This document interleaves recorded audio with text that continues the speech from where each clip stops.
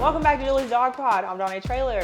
I am Noah Bice. And this is a podcast where we talk about everything that happens on Dooley Field in Sanford Stadium with your Georgia Bulldogs. And now we will hear from some of our friends. Great, we cut back to us. All right, they all talked. I don't know what they said because I didn't interview them, but I'm sure they talked about us being dogs. Stop. It was really great chatting with them. Thank you to all of you for joining us for the podcast. It was very fun.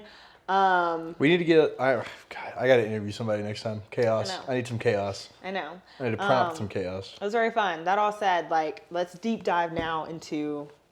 I mean, you went to the game. Obviously, you were there. I don't think Ava's family bargained for having to deal with you after we won that game because I think everyone thought we were going to lose, and so then it was just, I'm sure, torture because yes, horns down. So go ahead, give your recap. Yeah. So beautiful day in Austin, Texas. To be fair, blatantly, last week was in the podcast. I was not confident in us going in. I don't think anybody was. And so I went with my girlfriend and her family. Her sister went to UT Austin, and so we all went out to see the game. Her sister still lives in Austin, and her parents were wearing Longhorns gear because we were in Austin. That's fair. Support that half then, but they said it was because they thought Texas was going to win. So as soon as we started winning, the barks started flying left, right, and center. No child was safe from my wrath. Oh, my God. In all seriousness, I actually would not bark at a child at an away game because their parents did not subject them to that knowingly. They were taking them to a home game, just have fun. It's a big game of the year. I will not heckle someone as a visitor. Now, I will not heckle a child as a visitor. If you decide to bring your kids to Athens, I will talk to that kid like they are a grown adult. I have no wall stopping me. So if you do that, that's on you. And you had knowingly made that decision. So tons of fun watching the game. I was very nervous, even when we went up. Because I was like, all right, wait, the Carson Beck pick six is incoming. Stop. And speaking of interceptions, beer bottles, water bottles on the field, that was insane. Oh, yes, that is being referred to as water bottle gate. Water bottle gate. Yep. Yeah, so I was in the, if this is the field as a rectangle, if the water bottle gate event happened over here, I was on the opposite corner in nosebleeds looking across. And so I see the pick and I'm like, oh my God, he's done it again. He threw the ball to the wrong team. And then there's a flag on the field and I'm like, okay, we're good. And we can't see the video board from where we're sitting. Oh. We are actually on the side of the field that is next to it, so you can't see it. Interesting. It's like our stadium where it's on one side and there's not one on the other. Yeah. So I couldn't see the video board. And I was watching and it was like, oh, they're showing the replay. And you just hear the crowd erupt, in rage. And then you see one bottle go. And then that turns into 2, and that turns into 4, and that turns into 8. And eventually it is raining down cans and bottles. And, maybe the people who were there, I texted Caitlin and Chris, who spoke earlier in the podcast about their experience. And I sent them a funny gif of a man diving behind cover in a paintball war. And Chris texted me and goes, bro, I just got nailed by a full beer. Yep. And I was like, oh my God. Yeah. So lovely day to be a fan, bad day to be a Chris. Or a Caitlin. Yeah, Caitlin didn't respond to that text, so she was too busy for. I did see her, so for some reason you can just pick them out of anywhere. And Chris is just the red hat. That's but you just see both of them grab the camera and just go to the wall as fast as they can. And that, what else do you do? It's the way it's coming down, that's the safest spot. So I will have to listen back to what Caitlin said, but obviously she told her story earlier on the podcast, and I assume Chris told his as well. Mm-hmm. Yep. Okay, so yeah, interesting from them. And then around me was all Texas fans. There were some frat guys in front of me. High fives were flowing. And then Ava's sister, her boyfriend, they were both Texas fans, obviously, and there was this Texas family behind us. The family behind us was so nice. Mm-hmm. I wish they watched this podcast because I want to just fully tell them that they made it so much fun. Yeah. It was this family of 10, and this dad was he was heckling, but all in like good fun, like very laughed. Like they left early before, like when all the Texas fans kind of started to leave, and he goes, "You guys played good," and then he looks at my girlfriend's dad and he's like, "Can't believe you guys have to deal with him for the rest of the night," and he starts laughing and leaves. Real. And it was funny, and he was he made it like very enjoyable to turn around and talk to, which is not always true for when you interact with opposing fans. Yep. Hence people's interactions with me. But yeah, and at that point I was like, Georgia just won. Let's go jump in the fountain. Let's party. And then I made my way down to the ground level from the nosebleeds, and I was like, oh my God, I'm tired. Let's go to sleep. But yeah, I mean, overall, a great weekend. So much good food. Somebody heckled and was like, y'all's brisket isn't even that good. Meanwhile, I'm behind them shoveling brisket nachos down my face. I'm actually, the brisket's really good. Stop. So there's some heckles I heard not valid. Brisket was really good. Food was really good. I probably could go like starve for a week and then probably gain weight still after the amount that I ate in Austin, Texas. Screaming. So I'm excited. Their bookstore is also really cool. I think better than ours. Interesting. I'll give them that. They have a lot more merch. Like they just like random stuff. There's like 4,000 hats, and theirs is more like 90% like gear store, 10% bookstore. Where I feel like George's is like 60% bookstore, 30% gear store, 10% knickknacks. And the Texas store was just a lot of clothes, a lot of like extra stuff like that, and not a ton of like knickknacks. Cause like you want to go get a coffee mug, you can go to the bookstore and find like a Georgia grandma coffee mug, and so I can appreciate that. But yeah, overall fun. Stadium was cool, but cool stadiums don't win games. Dogs do. So stop. Oh my God. Really, the only thing that you didn't really talk about that I was gonna ask about is the like drone show and stuff like that. Like yeah.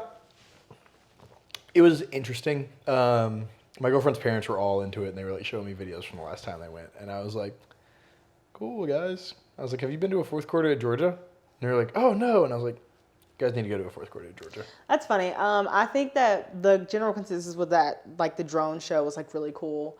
The light show in general, like they did more so like consistently throughout the game in comparison to us. Yeah. Like with like lights in general. Yeah. But that they invested all of their like big emphasis into the drones, and that it was like really cool to see and cool to, you know, actually witness in person, because like you see like, I don't know, I guess you would say CGI, but just like fake drone shows with like Fox and all, like with the professional NFL productions all the time. But to actually see a real one in person was like really cool, was the general consensus. So, I thought let me say this. I thought it was cool, but I will always say that there is nothing like, and I think from my perspective, being on the field, it sounds a lot different in the stadium versus being in the stands.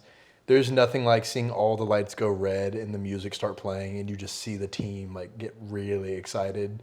And since I've been here, we've been a winning team. So every time that happens, the team is usually super hyped by that point in the game, especially at a home game. So there's something about the energy of a night game at Georgia, and the music like picks up and the whole stadium just goes red. Whereas like the drone show was cool, but it wasn't like, all right, it's game time, like fourth quarter, let's finish the game. And for them, especially in that moment, I don't think that would have been as impactful to like, all right, let's finish the game. Maybe it would have, but I feel like even like if you get tired going into the fourth quarter, their drone show was really cool to watch. Our fourth quarter light show is like, if you're on the team or you're in the stands and you're tired, you're like, all right, let's do this. Like this is. So it's like theirs is like cool, fun fan experience. Ours is like, let's lock in, get this bread. Yeah. Like if I was in the gym just working out and I heard that, like I'm super tired and I got like 2 more reps and the lights just go red and all that starts happening, I'm hitting 100 more reps. Like I was screaming. Yeah. Okay, yeah. Well, so my perspective just watching the game at home was very fun. It was hilarious because I watched the game with my uncle and my mom. My mom's always funny, but like my uncle was just like, oh my God, this is ridiculous, because I watch the game the way I watch the game, which is like I can't sit down, because if I sit down, we start doing bad. I got to pace, got to constantly be moving around, screaming at the TV, the top of my lungs. Thankfully, like, well, my aunt was, I think, trying to sleep, so sorry about that. But other than Why that, was she trying to sleep? She don't care nothing about no Georgia football. That's a personal problem. Well, wake up. I was just like she was asleep or whatever, or she was actually watching TV, so I don't think hopefully I didn't disrupt her that much, but I think like their bedroom door was closed and I was just screeching at the top of my lungs because of course, go Dogs always. You gotta do what you gotta do. And yeah, I mean, it was a crazy game. To your point, I was very nervous, like when we started to have that big lead, because like, first of all, it's like, last time we witnessed a team have a big lead in a game, it was Alabama on us, and we came back and literally almost won that. Yeah. But then it's also like, we never do that. We never go out and get like huge leads on people. Like, especially in this past season, I feel like we always let them, I mean, with the exception of Clemson, right? Yeah. It's like, I feel like most of the time recently, especially, it's been like, we let a team stay. I mean, we get out of range where it could be like dangerous, but like we still let them hang around a little bit. And so like for us to get that big of a lead in literally an away game with the number one team in the country, like I was like, oh Lord have mercy. Because we came out hot, especially defensively. Offensively, it took us a minute to get going. Offensively, it took us till about the second quarter before we started like really rolling. And that's but, like, fair. That's first of all normal, but defensively I feel like we were like, it is time to attack the day. Like it was something about just all of it, the situation, the tension, just the dynamics of the game that had us where we were like ready to go. And so I think that all that combined was kind of what led to us, in my opinion, playing like the defense that we're used to seeing out of Georgia in a sense. So I mean, it was crazy. I didn't even know that they did a drone show until like after this, which is so funny because Caitlin said earlier that like she didn't know that. And I was making the point of like, I didn't know this was a thing. Like, and I thought that I was just, just an unknowing, like it was on me. And she was like, no, she's like, I didn't know until it started that they do that. Yeah. And so I guess it's like a general thing that I was like, I guess maybe it's like a little game day special type thing that they don't tell people about until like it's there. Cause it's just, just in general. Cause it's like, she's like, with Texas's social team, you would think that they would be like promoting this everywhere so people know about it. You know what I mean? But that all said, like, it was crazy. Water bottle gate was crazy. Just watching that on TV, and like, obviously I can't speak to what it was like in the stadium, but I'm glad that we have differing perspectives of that because like you watching it there, them earlier, like talking about watching it there, being like, in the moment, like you see the call or whatever, you see the replay on the screen, and then you're like, oh, okay, whatever. They've already said that it's going to be Georgia's ball. And then the water balls start happening or whatever. Caitlin and Chris are ducking for cover. Parker and Mitchell are like, what in the world is going on? And then, like, they come back, and Caitlin's like, when they came back, I was expecting them to be like, oh, like, delay a game on Texas, like some kind of something that impacts them, not Teehee, by the way, actually that worked. Here, y'all get the ball in a sense. And so, but like outside looking in, like truly watching from at home where you kind of have a more detailed perspective of everything that's happening. Like when I tell you, I was like, I wanted to be confused, but I wasn't confused. I was just flabbergasted. Like I was like, there is actually no way. And like to people's point, yes. It was the right call. Like them overturning it was the right call. Yes. But it's like after you look at it and say, nope, we're going to say it's like a PI and give Georgia the ball back. Then the game is supposed to be continuing. But then because they start throwing water bottles, it gives you more time to review it. It's like Texas didn't even burn a timeout or anything like that in this whole entire process. And then all of a sudden you come back and you're like, T, actually, we changed our mind. And it's like, so now you're rewarding them for throwing the bottles? Like, what? Yeah, so my understanding was everybody was kind of mad outside of the stadium because we're confused because I don't know anyone who's ever seen a pass interference flag overturned. I've never seen a flag like that be overturned. I've seen them come out and immediately go, the flag was an error, like, it slipped out of their pocket or they threw it and they're like, no, that's a mistake. But I have never seen something like that where it was like pass interference, big break, the call's overturned, whether it was throwing bottles or not. Well, yeah, because my thing is, to that point, like you can't, like first of all, we never seem to be overturned. Second of all, like especially in this situation where the water bottles are a factor, because I don't care what anybody says.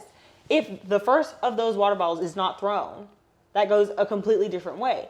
Now, people brought up the point that we're glad, first of all, that it didn't end up changing the outcome of the game, but second of all, that they did actually overturn it, because had they not, that would have been the fallback for the rest of the universe. Like, history would be just, like, if they hadn't given y'all that PI call, like, the game would have gone a different way. And it's like, they got the ball back.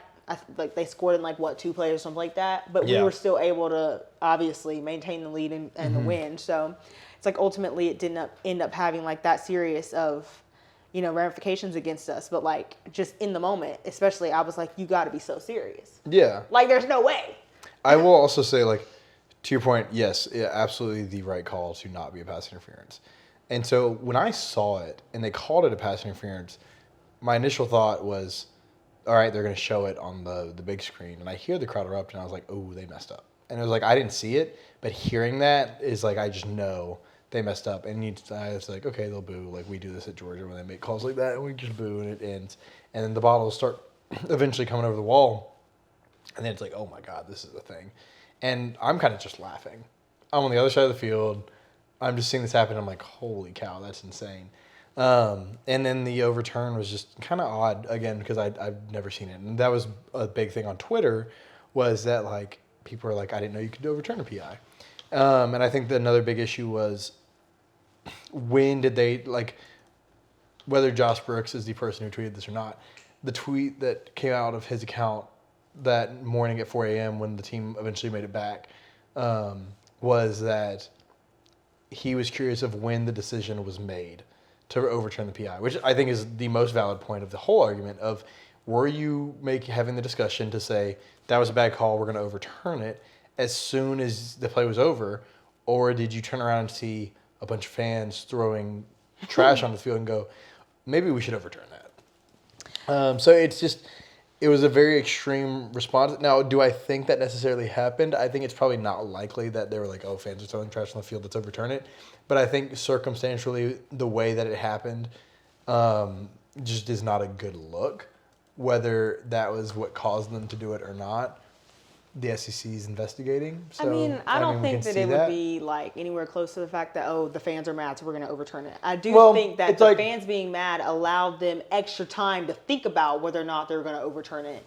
So there are bad calls all the time that, somebody will come up and say, oh, like, that was bad. Well, no, I messed up. That shouldn't have been that. Or somebody's like, I have a better view, and it's a bad call, and you let it slide. Like, that was a mess up call, and the other team gets it back later in some capacity, just the way the world is balancing itself out.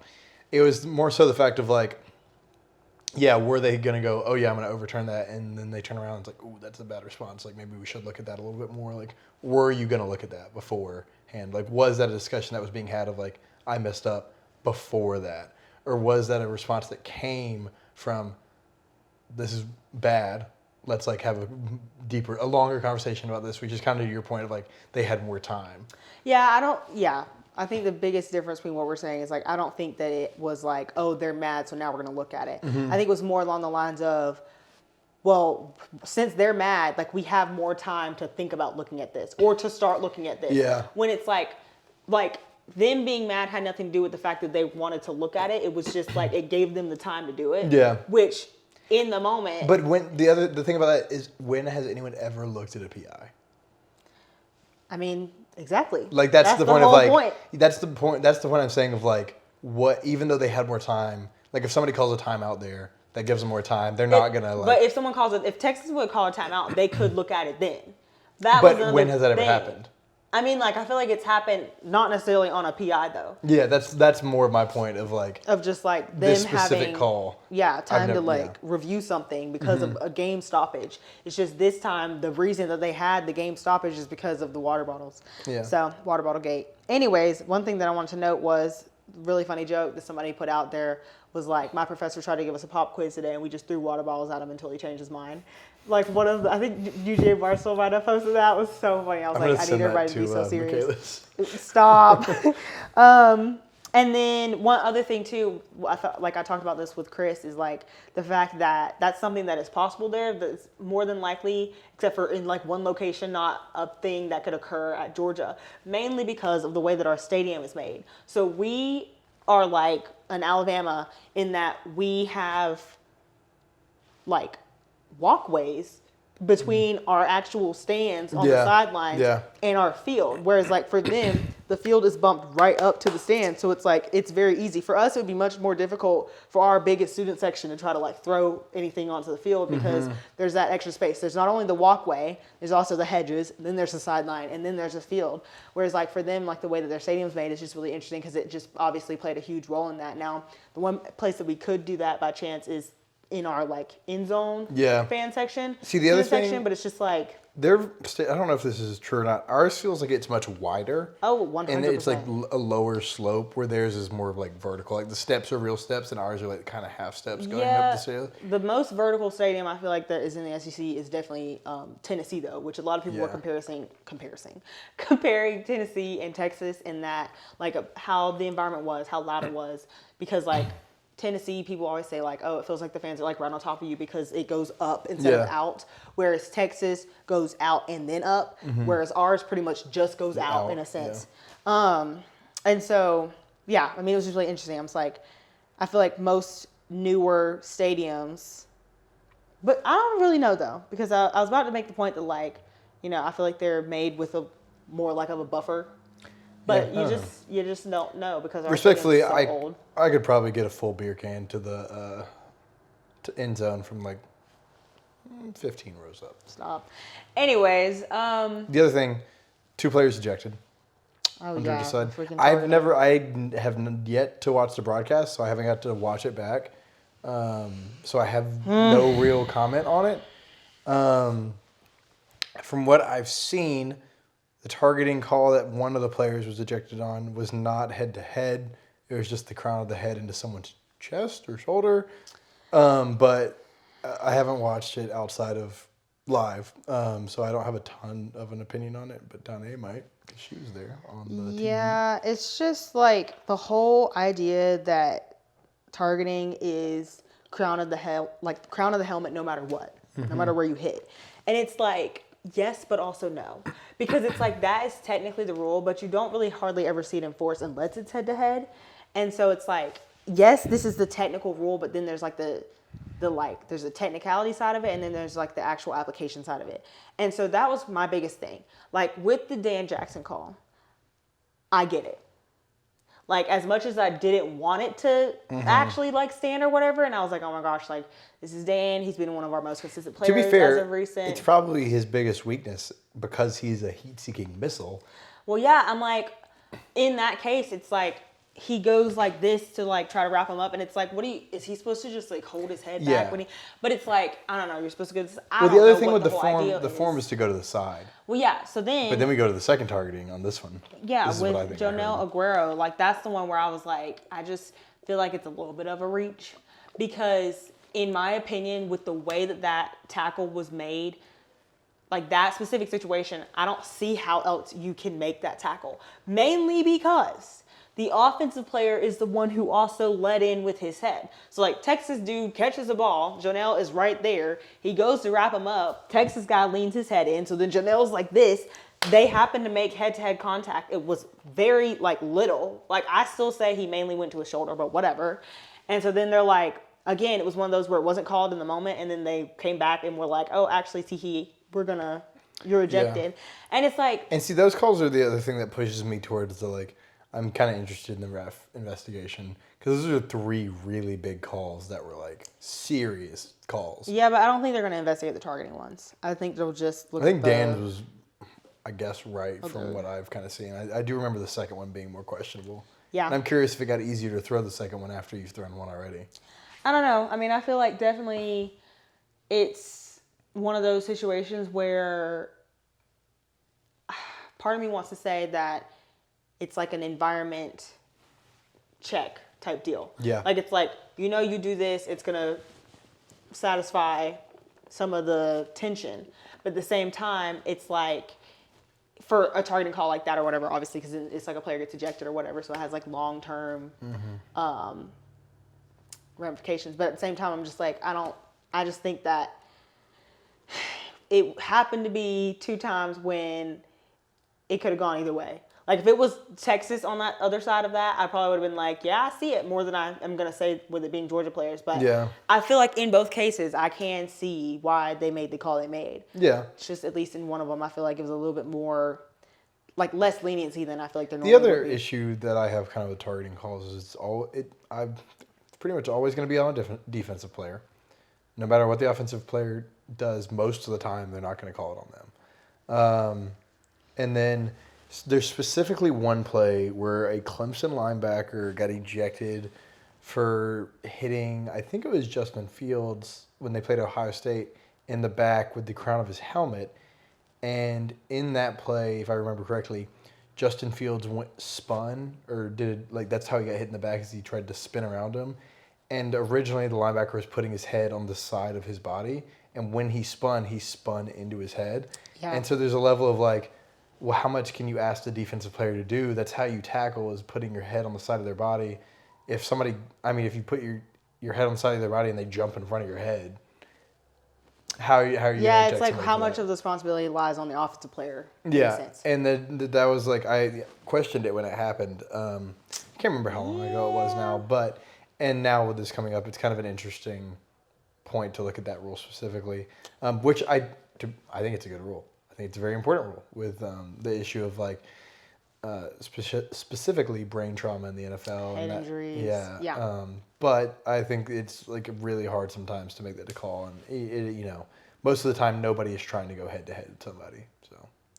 Yeah, I mean, I feel like overall, though, this game was, like, intense from the jump. Like, I feel like on both sides of the ball, players were hitting hard from the jump. Quinn Ewers, the first time I saw him get sacked when he fumbled, may have been the hardest hit I've seen live in a long time. Yeah. I remember, like, my jaw dropping and going, oh, my God. I mean, it was one of those, I started watching the broadcast back earlier today, and it's one of those where you can hear them connecting, like, every single tackle. And it's like, okay, so this is what we're doing. Yeah. And my uncle, who played football for forever or whatever in college, was like, oh, yeah, they're serious right now. Both sides are serious. He was like, they are hitting hard today. I was like, yes, they are. Because, I mean, go Dogs. We have to do what we got to do because Dogs got to get the dub. And so it was pretty crazy. Speaking of hitting hard, our defense played well. And I would like to say I think it was more so because of, again, I haven't watched it back. I haven't seen the perspective of a broadcast, which is, in my opinion, a way better perspective on a game if you want to like look at it and break it down. But it seemed like a lot of our defensive success came because we were able to pressure a quarterback. I mean, yeah, and you got to think, this is, like, Michael Williams is as close to 100% as he's been since Clemson. Warren Brinson's back in full rotation. And, I mean, like, when you have just Michael and Jalen, like, being able to pressure together, like, that alone is going to open up other stuff because it's going to mean that you're so focused on the two of them alone, regardless of the other guys like Ty and freaking Warren, who are right there in the mix. You're so focused on them that it can open up your backs a little bit because, like, then, like, you have to, as an offense, like, Quinn has to be like, okay, I got to be so concerned with, like, getting the ball out quick because these guys are gunning for me that it gives, like, a little bit more time for the backs to not have to cover so much ground because it's like he's got less time to get the ball out of his hand. Yeah. And so, like, what could typically, if he has less pressure on him from our line, give him, like, I don't know, 5-10 seconds, starts feeling closer to, like, 3 to 5 seconds. They don't have enough time to get off, the receivers don't have enough time to get off the line and get 30 yards down the field. Now you've just cut your playing field in half. Yeah. And so, which, I mean, we took a lot of advantage of because literally freaking Dalen Everett was a new person. I was like, this man was so, if Jalen Walker didn't exist, he would have been defensive player of the game. Dalen Everett. But Jalen was like, nah, that's me. Hand me my trophy. And so literally 3 sacks, 8 tackles. Yeah, it was literally absurd. Like, I'm like, this man came to play football. Like, he was like you said, prime J.J. Watt. He was like, y'all wanted a generational talent. What's up? Oh, like, sometimes he does this stuff, and Donnie's going to show you her lock screen. Yes, I am. So, anyway, like, here it is. Here it comes. Here it. Ta-da! Oh, come on. Ta-da! Jalen is my lock screen because when you play like that, props to you. Yeah, no, well, it's like Do they listen?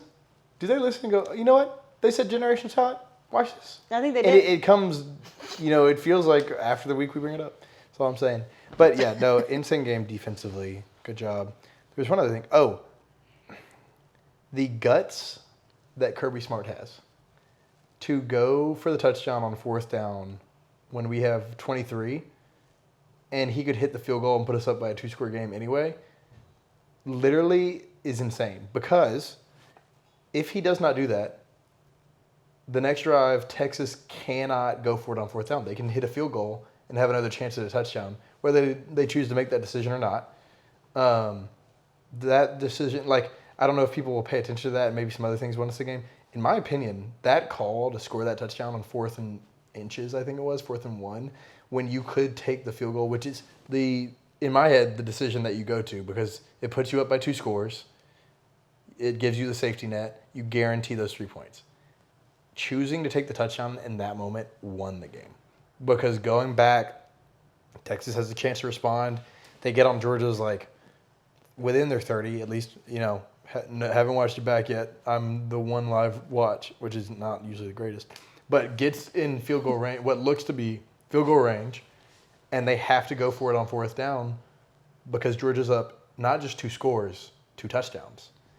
And without that, I don't know if the same scenario happens. Maybe it ends into a later game, something happens crazy, OT, or they at least make the score closer. So that is why Kirby Smart gets paid a lot of money. And I talk about him on my Rinky Dink podcast that my mom listens to. And I thought it was an insane call. Yeah. I remember a couple key tackles that I felt like won the game. Mm-hmm. That was your perspective of this had a huge impact, won the game. Yeah. I feel like a couple of them were when we had, for example, CJ, the play that I was freaking out about in the preview clip that y'all saw, was one where I think we forced, I think we ended up either turning the ball, forcing a turnover there, or what? Because I don't think they ended up scoring, but it was CJ was on the 10 or the 15, mm-hmm. and if that sideline tackle, is that the one? Maybe he's within the numbers, the numbers in the sideline. I think so. Yeah. It's if he doesn't make that stop, that's an automatic touchdown. I think I remember. And I think in that current point of the game, it would have put us they would have been 1 score behind us. Yeah. And so I was oh, okay, that was key. And I don't know. I mean, I feel it took us a minute to get going, not just because of the turnovers, but we had several drops as well. Okay, so here's an interesting point that I've been thinking about the past few weeks. I haven't said anything. Sometimes the way a quarterback throws the ball throws off receivers. Sometimes it's too hard or too soft or something. For the amount of drops that we've had recently, it almost feels like there's something that's not. Maybe Carson Beck's throwing it too hard, too soft. Something that's not connecting because, I just struggle to think that so many of our receivers have dropped open passes. Not just this past week, but past 4 weeks maybe that I've started to kind of notice it. Yeah, I actually hadn't noticed it that much, but then several people pointed it out to me, and I was I've kind of been keeping it in my back pocket. Went back and have been watching over the last couple of days. I went back and watched some of our games or whatever, and was wow, we are actually dropping the ball a decent bit. And today I only made it into the second quarter of this Texas game, but mm-hmm. For example, we opened the game and we go 3 and out because we had 2 in our first and second down of the game, both to Dylan Bell. And he, in the first one, it was I don't know how. Mm-hmm. But in the second one, you can tell the throw was off. Yeah. And so it's weird because to your point. Was it the one that was behind him? Yeah. Yeah. And so it's which arguably he still could have made the catch. If it hits you in your hands, yeah. You can still make the catch. But he shouldn't be put in the position. It should be. You should it should just be as easy as possible to catch the ball or whatever. Yeah. All you should have to be focused on is trying to catch it, not trying to figure out oh, where is it? How is it behind me, over my head, whatever, yada yada. And so I think that it's been half and half. It's been 100% of the time, right? It's been freaking 40% of the time it's been like, oh, it's not the best throw. Mm-hmm. Then 40% of the time, it's been like, oh, they just didn't really make the catch. Like, it wasn't that good of a catch. Mm-hmm. And then, like, 20% of the time, we've been on the same page. Yeah. And it's like, oh, look at that. But it's like, if the quarterback is off and then the receiver is off, God forbid both of them are off, which I feel like has happened a couple times. Then we throw interceptions. I feel like that's what happened with the first interception that was supposed to go to London Humphreys in this game. Yeah. He turned inside. It was very obvious Carson was expecting him to turn outside. Carson threw the ball outside straight to the defender. Then the second interception in this game, which also both of these happened in the first quarter, Carson throws like a dot of a pass, but it was just a little bit too high for Lawson Lucky. And so you can see like in the replays or whatever, like he is like fully extended, jumping off of like his freaking pinky toe, trying to get as much air as he can, and the ball still goes off the top of his hands because he just can't get any higher, and it tips off his hands straight to the defender. And so it's just like, it's just rough which I will say though, let me back up, that first pick was just an excellent read. Yeah. By their defender. I can't remember his name, but earlier when I watched that, like he was actually like more like a spy or whatever, and then he drops out just because he sees where Carson's eyes are going, and he's not faked out at all, and then he cuts all the way across the field to make that catch. Like he wasn't the guy who was even covering or Dylan in that sense or whatever. It was like insane. Like I was like, okay, that was excellent. That is going on a highlight reel somewhere. That is going to be something that NFL teams look at when they are wanting to see if they want you on their team. So props to him for that. That all said, yeah, I mean, like, you got to think about it, which Chris said this earlier. It's like if you have Carson throwing 3 picks, us dropping passes left and right, and it's an away game against the number 1 team, and we still find a way to win the game by 2 scores. It's insane how good we could be if we just cleaned up simple mistakes. It's insane how good we could be if we just played good. Yeah. Like if we were all on the same page, we would be unrecognizable. Yeah. And it's like, because we're doing as well as we're doing when we're playing, like, and this by all means was our most consistent game all the way through that we've had all year. Like all 4 quarters, almost the same. Which is almost exactly what Chris said earlier, word for word. Yeah. And so it's funny because it's like, even with that being said, we still had a first quarter that was rough. Like extremely. And it just all makes me think back again, which was my biggest takeaway. Like after this game, I was like, oh my God, if we can do this and beat this team who was supposed to be this huge, like it was all this hype or whatever, but then we lose to Alabama. Like that I was like, the way that we should be undefeated right now is like ridiculous, because it's like, once again, it just all takes me back. Us having the rough first, like start of this game offensively at least, and still ended up winning by 2 scores after 3 picks, multiple drops, all this stuff. We figure out a way to win this game. It just takes me back to the fact that against Alabama, we literally played the worst half of football that I've ever seen in my entire life. And then we still end up losing by 1 score. Yeah. Like, it's just crazy. And so it almost makes it so much harder to watch and so much more brutal. Oh, I know. Like, literally, like going back, I was like, if we can do this, what? Like, hello? It just makes it hurt more. And so that all said, hopefully we continue on a positive trajectory and like start peaking when you're supposed to peak. That's what people say all the time or whatever. Kirby says that all the time. It's just like we need to be playing our best football at the end of the season. It's fine if we start off slow. Yeah. And it's like, while I would love to just play good football the entire time, like, hello, that'd be great.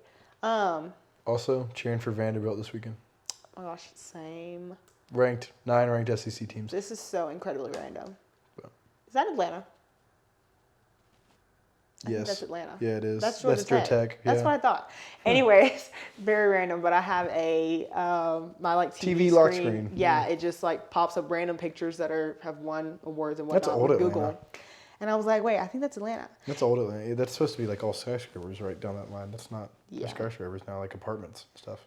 Anyways, incredibly random. This is probably going to be like the longest podcast episode of all time because of us having outside perspectives. But I think that's great. Part 2? It makes it very fun.